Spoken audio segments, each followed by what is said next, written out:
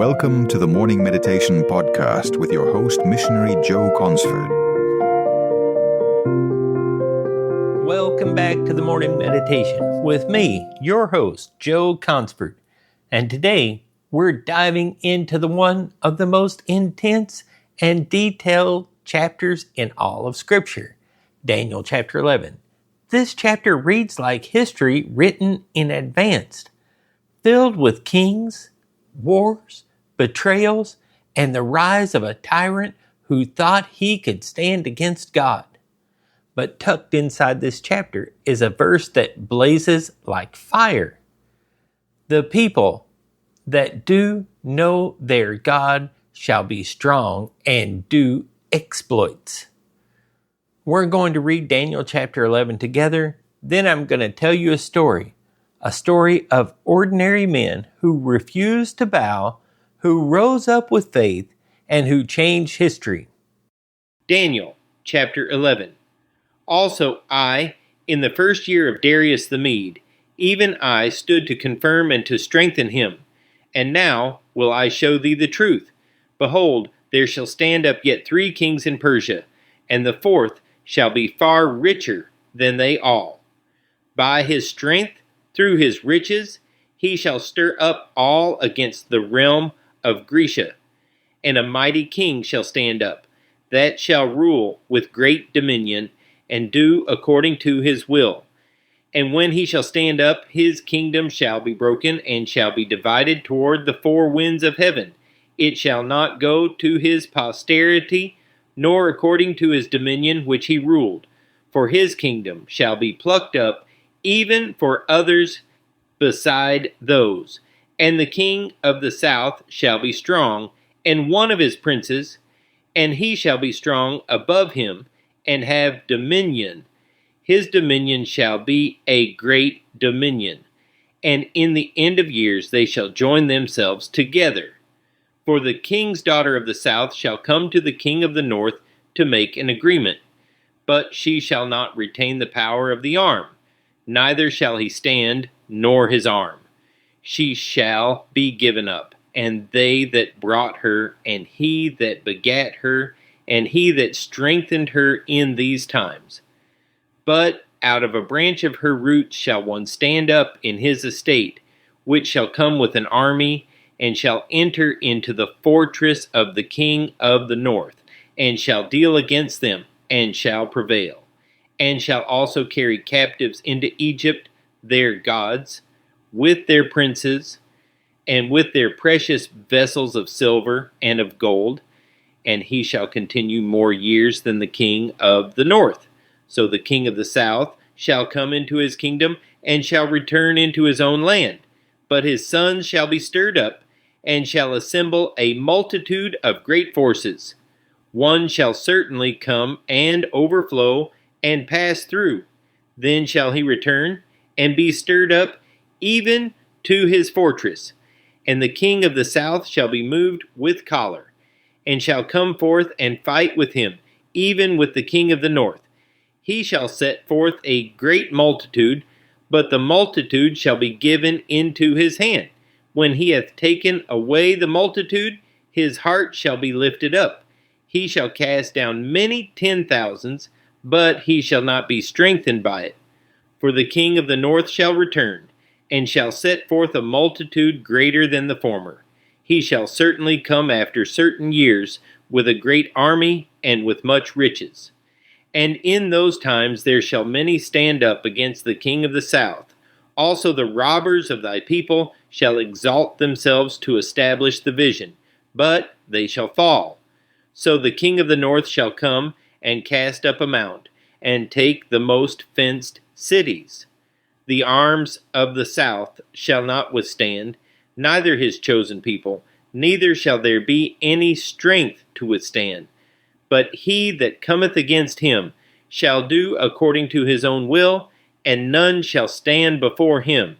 He shall stand in the glorious land, which by his hand shall be consumed.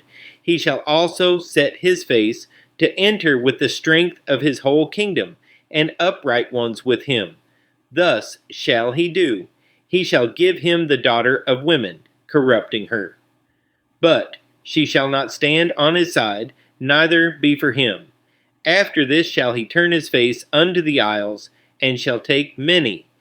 But a prince for his own behalf shall cause the reproach offered by him to cease. Without his own reproach he shall cause it to turn upon him.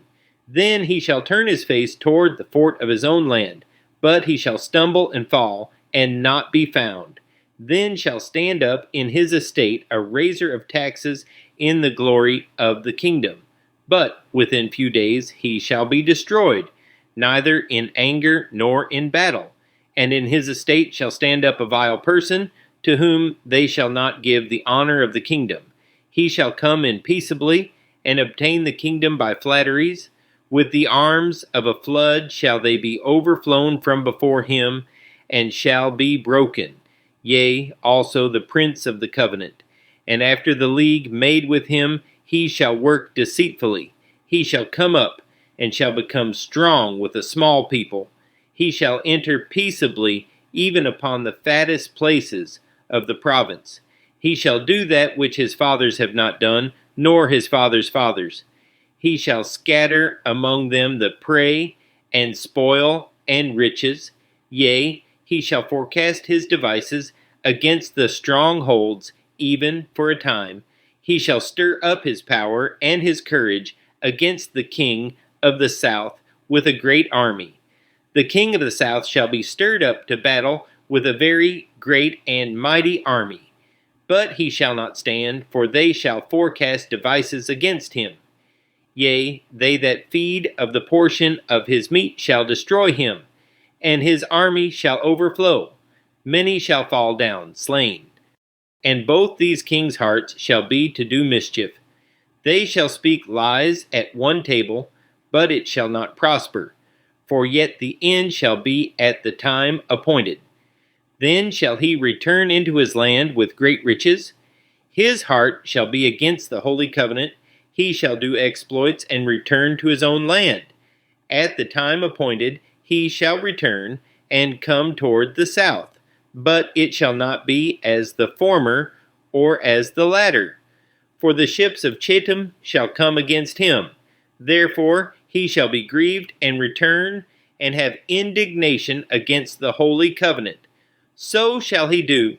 He shall even return, and have intelligence with them that forsake the holy covenant. Arms shall stand on his part. They shall pollute the sanctuary of strength, and shall take away the daily sacrifice. They shall place the abomination that maketh desolate. Such as do wickedly against the covenant shall he corrupt by flatteries. But the people that do know their God shall be strong, and do exploits.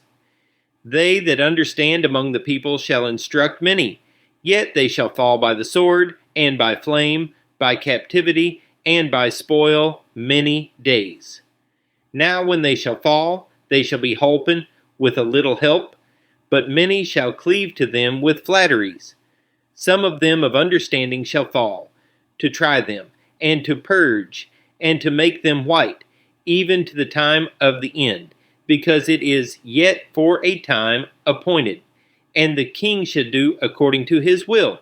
He shall exalt himself, and magnify himself above every god, and shall speak marvelous things against the God of gods, and shall prosper till the indignation be accomplished.